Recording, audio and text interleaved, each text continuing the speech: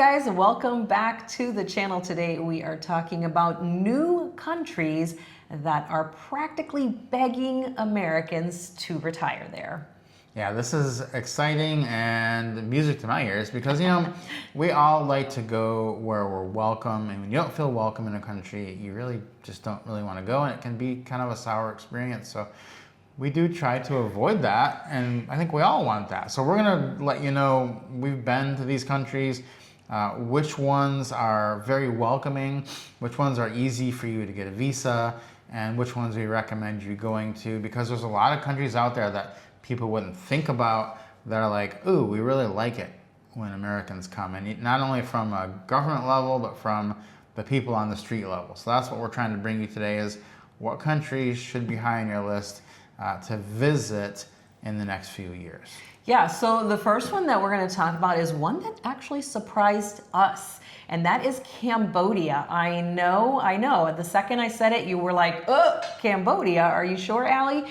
I am very sure. We really thoroughly enjoyed our time there. And one of the reasons why this country is practically begging Americans to come and retire there, one of the key things is a visa, whether you need a visa or not, how long you could stay, all that kind of stuff. And for Americans, you can come in, you apply easily for a visa online, you get 30 days to come in, and no problem there. But when you get there and you fall in love with it, you could say, you mean I can get a visa while I'm here in the country, a retirement visa, and stay longer? They have a visa called the ER visa. It's a retirement visa, and it really doesn't require a ton. Now, as I'm talking about these visas, obviously this is not visa advice.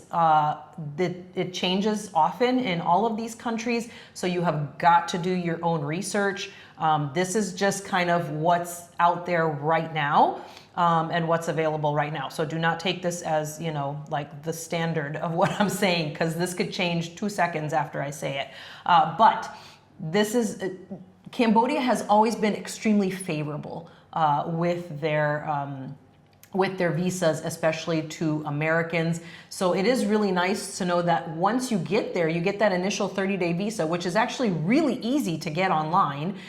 You just apply, and literally in just a couple days, you've got it, no problem. But then to be able to extend it and turn it into a visa in country, that doesn't happen in a lot of places. So that's one of the big reasons for Cambodia. Yeah, and Cambodia really blew me away from an American acceptance standpoint. Now, walking around, we don't prescribe to the fact of like trying to dress like locals or anything.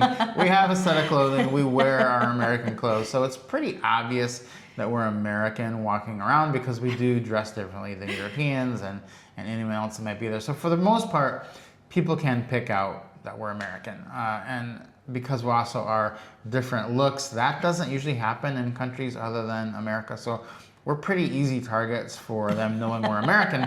So the reaction that we get is pretty much standard to what you will probably get as well. And in Cambodia, I was completely blown away by the acceptance, by the welcoming. As I walked around town, you can kind of tell by the kids. In Cambodia, the kids will wave to you. They'll all come up to you and say hello, like, hi, how you doing? Like, it was very interesting. In fact, I was riding in a tuk-tuk one day. We got to a red light, and kid from the tuk-tuk next to me pulled up. He wanted to reach over and high-five me. I think in one day I got high-fived 3 or 4 times by kids, and they just really were accepting and wanted. You could tell they were very excited you were there, and that's a really interesting feeling. But the feeling of acceptance is one that you will definitely have in Cambodia. And I personally love that, because it's nice to know that the people that are there, the locals, actually want you there and actually are happy, and you're existing with them in a good way. Yeah, it's pretty cool. It's a pretty cool feeling because, you feel not just accepted, but wanted. Not just by the kids too, which by the way were all super adorable. They were very interested in us in particular for obvious reasons. They were like, what in the world? And I did get mistaken as a Cambodian a couple of times as well. I did but not. Rob did not.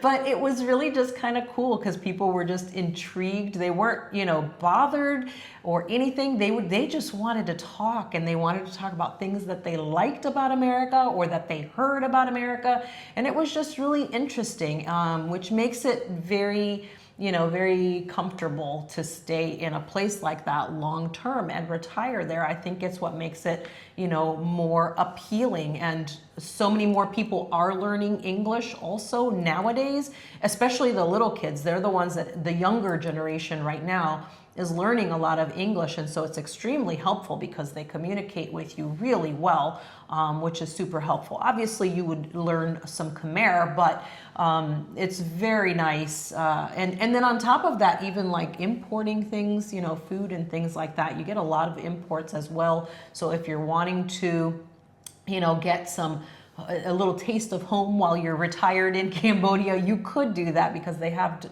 stores where you could buy those things, as well as obviously, get a great deal on local food too. So let's move on to the next country. The next one we want to talk about is Costa Rica. I know you've already heard about this one and how amazing it is. It is very friendly to Americans. They actually really love Americans. And at Costa Rica, you get 180 days visa free. So you already get to get a good taste of it when you get there because you could stay for such a long time. And then there's tons of visa options.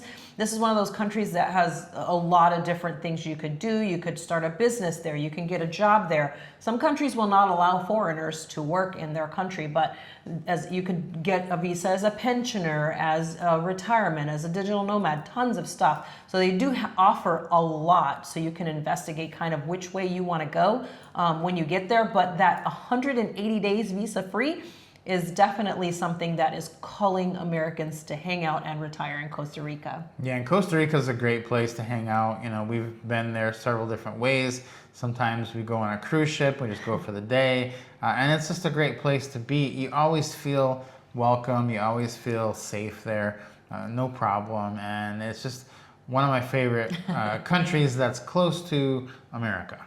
Yeah, I think a really cool thing that happened to me there also with young ladies, these young girls, I was walking around town by myself around lunch-ish time, and these three young ladies in their school uniform were walking around. They were probably about middle school age, and they watched me from a distance, and I could see that they were watching me.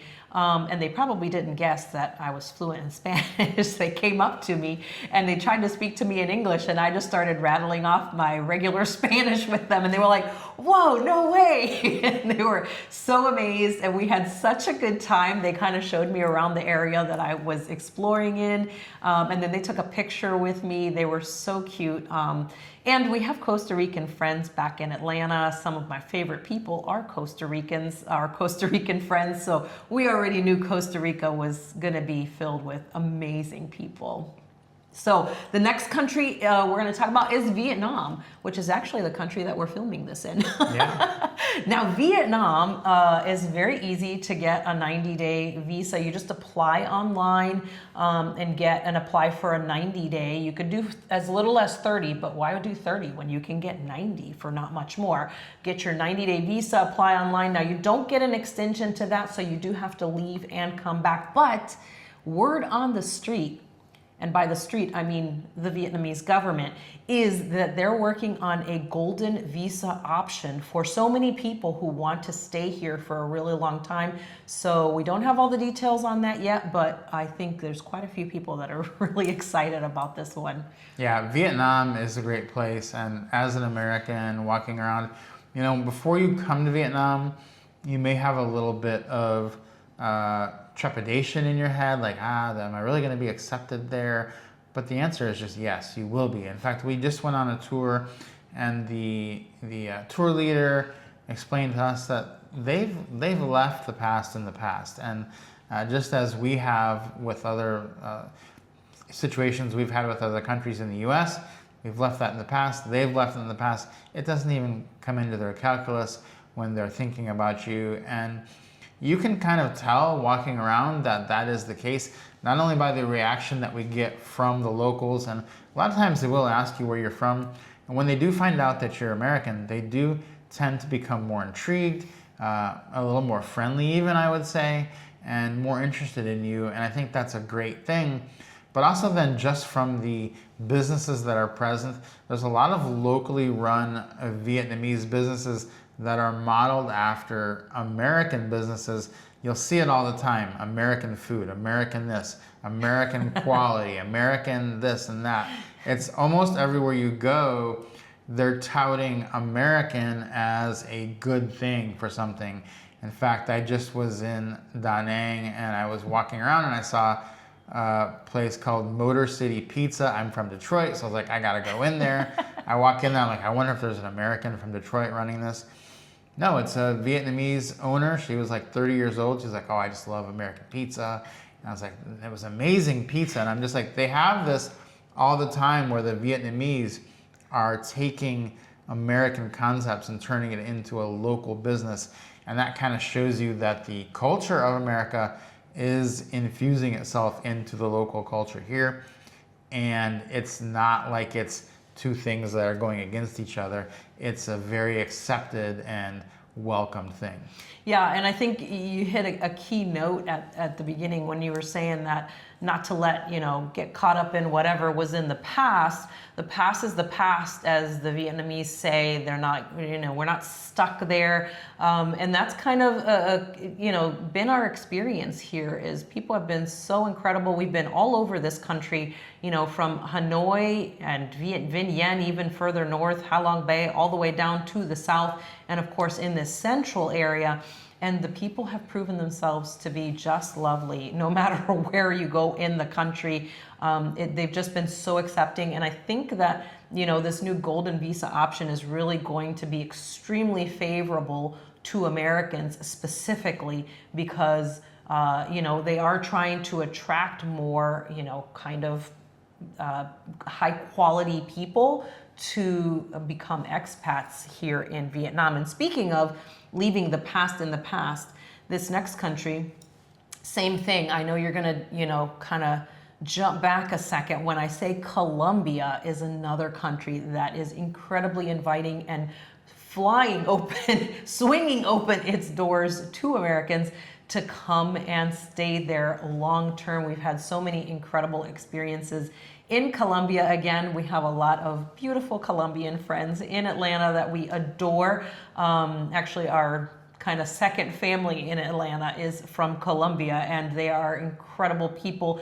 And you're going to see that when you go to Colombia as well. Same thing, beautiful people. But let's talk about the visa options. So it's a 90-day visa free, which you can extend up to 180 days per calendar year. They also have a 2-year visa option, and they do have a couple other ones, but they do require a lot more. But as far as the easier visa options, these are the ones that I think are the best options for Americans trying to travel and retire to Colombia long term. Yeah, Colombia was a very interesting one because they really can take you for someone that's local, and obviously I'm not local to Colombia.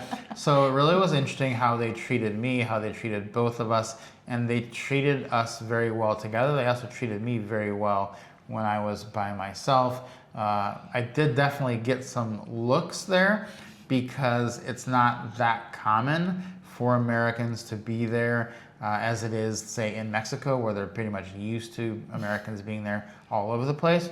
But those looks were not bad looks, and the service, the hospitality that I got was really good. I'd say even sometimes maybe they treated me better than you because they were just intrigued by why I was there. Like, what are you doing here? And so I think that there was never a negative connotation to that at all.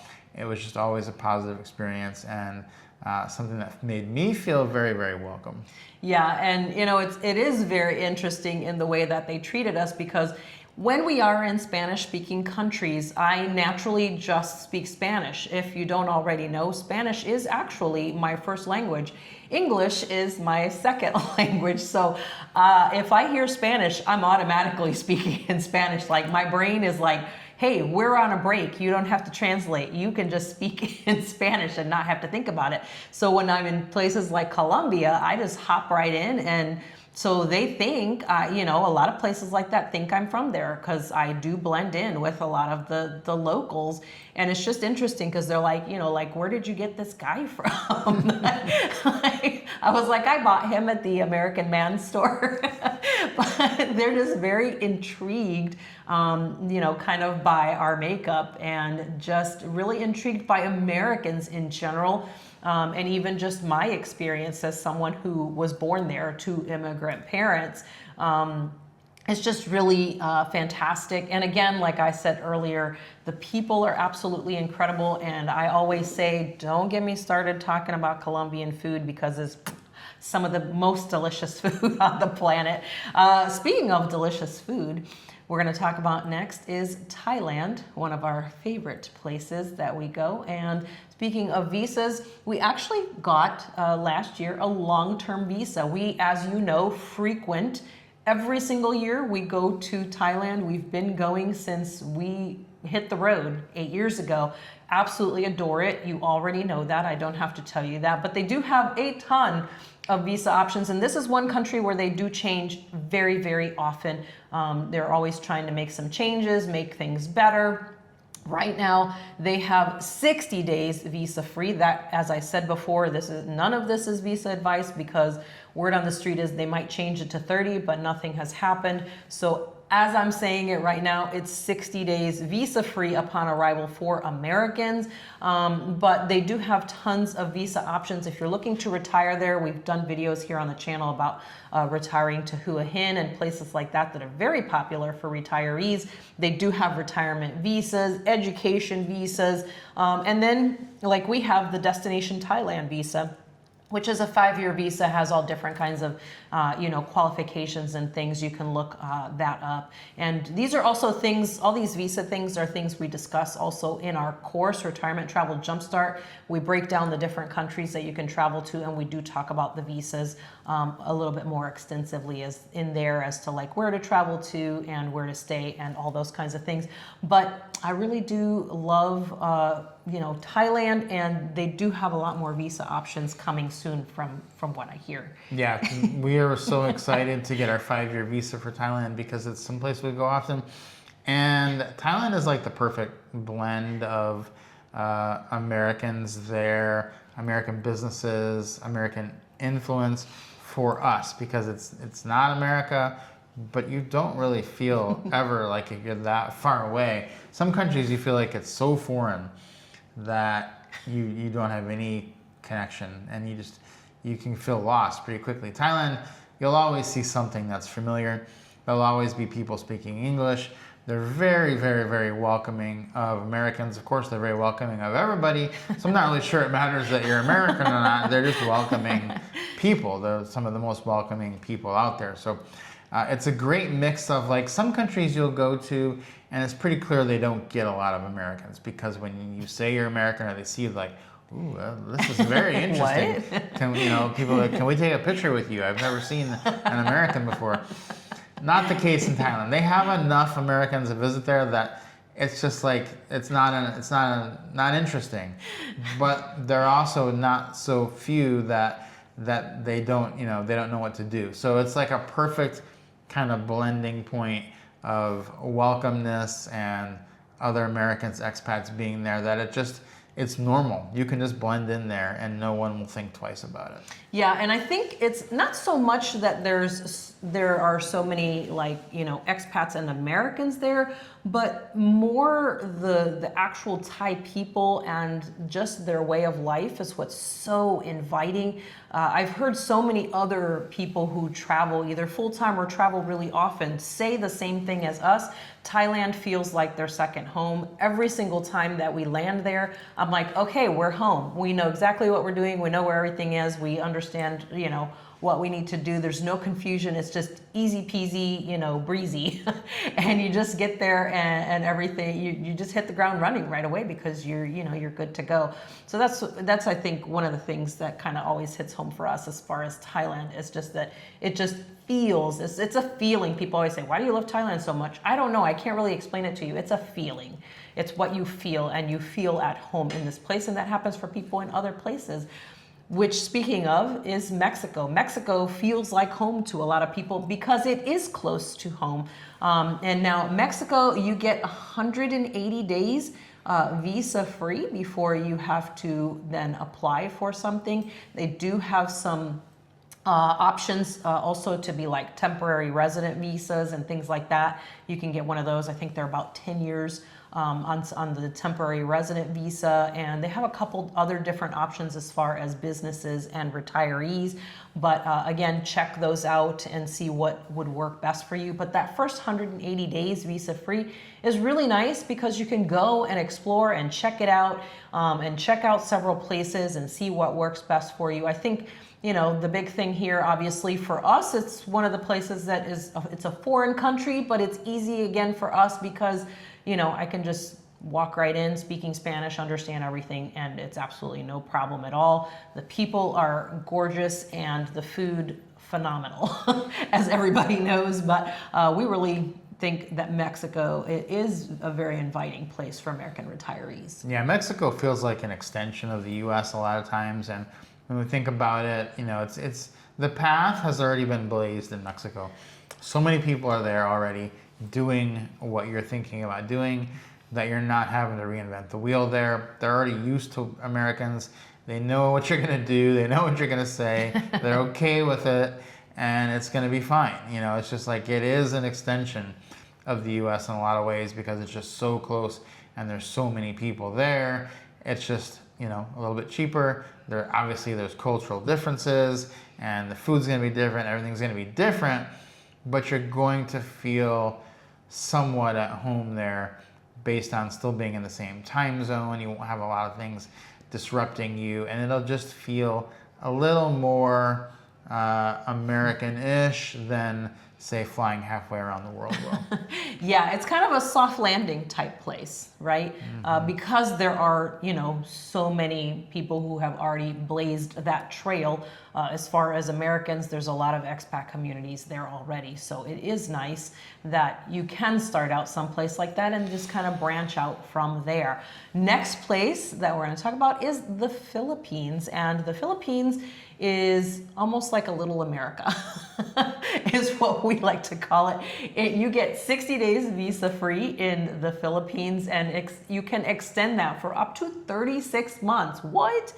They really want you to stay and hang out with them. There are also longer term visas if you just want to stay there and never leave, or if you want to retire there and never leave, or if you want to go into a home there, a nursing home, and never leave. There are options for those, so make sure you check those out. But right out of the gate, 60 days, plus you can continue to extend that up to 36 months.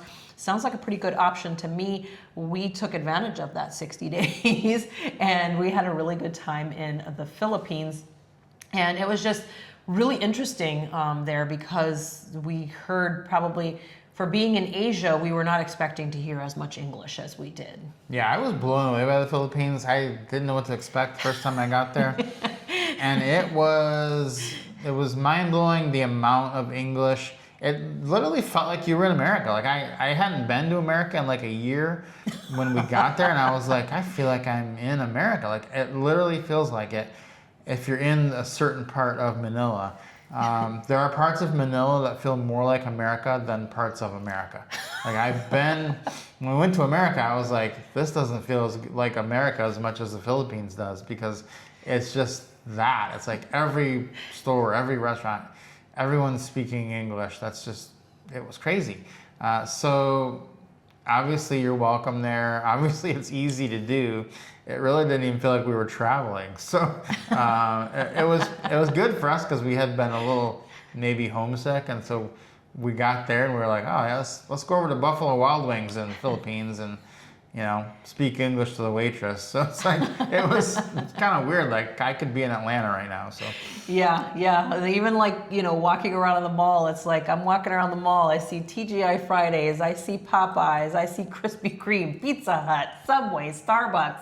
I was like, where am I? I literally multiple times. And all the little Filipino families walking around speaking in English to each other was just kind of mind-blowing to me. Many times I went in there to walk around, get my steps in the mall because it was attached to our hotel. And I just every day was amazed. I stopped walking with my earbuds so that I could just hear them speaking because it was just really kind of cool. And we just had a really good experience there. And obviously the Philippines is definitely a place who is looking for American retirees. Next big one that a lot of people talk about and a lot of people consider is Portugal. It has a lot of really great visa options. It's probably the European country with the best visa options outside of your Schengen zone. So it isn't in Schengen, so Schengen visa rules apply. So you can go 90 days within 180 and then out and all that kind of stuff. But they do have that D7, which is the best visa for stays over 1 year, and it is very favorable to Americans. And it's such a gorgeous country. I mean, it just has so much to offer. It's actually very diverse too. So it is a really nice place to go and check out and just eat your way through. Yeah, there are a lot of expats already, American expats in Portugal. So you won't be, again, like Mexico, blazing any trails here. They'll be used to the situation. They'll know what to expect. You will see a little bit less English, a little bit less American things there. So whether that's good or bad to you, that's up to you. But you will see more of the Portuguese culture than other things. You won't hear as much English, which is kind of wild to think. Like when you go to Asia, it's like you would think before you go, like there'll be less English in Asia. There's way more English in Asia than there are even in parts of Europe or South America, Latin America. So that's kind of surprising, but it is what it is. And that's why we do, that's why we go, so we can find these things out. And Portugal's a great place. Like I said, tons of people already doing it there. Yeah, absolutely. And like I said, food's incredible there. And the people are really quite lovely. And there's just so much to see and do. And there's tons of expat communities in so many different places around the country that it's just really it's a soft landing place, honestly, for Europe. Next one, we're going to head back to Asia and talk about Malaysia, because we cannot talk about a country that is inviting and begging Americans to come and retire there and not talk about Malaysia. Malaysia is a fantastic country. Aside from the Philippines, it's probably the other most English-speaking country in Asia. Again, we don't say this because we expect these countries to speak English to us. We understand it's their own country and their own language, but it is incredible that you get that bonus in these countries. Now, Malaysia, you can stay up to 90 days, which we've actually done a couple of times already. You can stay up to 90 days visa-free with a U.S. passport. And you do have, they do have some options for the Malaysia My Second Home visa. There are, a couple different other things that you could do visa-wise as well. But a 90-day start is a pretty good start to jump into Malaysia and kind of get to know this place. Yeah, Malaysia is so interesting because you really won't hear the local language or see it written anywhere. They just don't use it. Sometimes you'll see it double, like it'll be in both languages, but you'll almost never see it without English because it's just, I think only one building we went to did they have things written. We're like, what does that say? And it was like so weird. I was like, wait, I thought I was in America, because everyone speaks English, everything's in English. And I think Malaysia is a bit like the America of Asia, because there are so many people that have immigrated there or have gone there to find work, and they're from all different countries, and so they all just decided we're just going to speak English as the language that we all know. And so in countries like that, it does kind of become like America, and it does feel a lot like your home because they have all of our stuff. They all speak English, and it's very modern, almost more modern than at home sometimes. And it's just an easy place. Like, of all the places, this is another one. Super easy, super welcoming to go to. So it's very high on the list for a lot of people. Yeah, I think the really cool and unique thing about Malaysia, it's one of the few other countries outside of, say, the US that's kind of a melting pot. And that's one of the reasons why the English is so prevalent there, because it's kind of the common language between all of the different cultures that have come together there. And it's just really beautiful to see the interaction and kind of the blending of all of those different cultures into the one society. And I think that's what's really cool about it, because not only do you get one type of food, you get all these other different cultures, types of food. And oh my goodness, it's absolutely insane. Like, to think that you can find, you know, an Iranian restaurant with authentic food in it, but you can also go to authentic Chinese or Hainanese or, you know, all these different Indian, Pakistani. There's so many incredible foods to eat there that you're not going to go hungry in Malaysia. So the last country that we want to talk about is Panama, and it is probably one, aside from Mexico, probably one of the more inviting for American retirees. It has 180 days visa free. That's a pretty good start right there. They do have a retiree option with low cost of only like proof of $1,000 a month for a single person, or $1,200 for a couple, which is wow for a longer term visa. But you can start out with 180 days visa free, which is incredible. To have that option, you could really spend some time there and really check it out. Panama is such a beautiful country. They have so much to offer. Food is amazing, and the people have been really incredible there. Yeah, I did actually get mistaken for a local in Panama when I was there once, and I was like, that's kind of weird. Then I started talking, and they were like, oh, no, you're not from here. You're not here, guy. And but there are a lot of expats there, so it is another one, kind of like Mexico. They have such a great situation there that there's so many people there that they're used to Americans being there, and it's an easy place. It's another place that's a great place to go, because the benefits, the costs, the lifestyle, cost of living are all great, and it's a very welcoming place for Americans. Yeah, so guys, hopefully we've sparked an interest for you in one of these countries. There are so many options, but these are the ones that I think have the best offerings for American retirees. They're like, please come stay long term. We would love to have you. And we've tried them out, and they really are the real deal. They are really welcoming. They are fantastic. So choose a couple of these off the list at least and try them out if you haven't already. Guys, we really hope that this was extremely helpful to you and that it got you really thinking. We would like to hear from you down in the comments what you think about some of these, if you've had experiences, or if you would add any that are begging American retirees to come and hang out there. Leave those down for us in the comment section. Guys, don't forget to subscribe to the channel if you enjoyed it. Give us a like on this video, and we'll see you guys next time.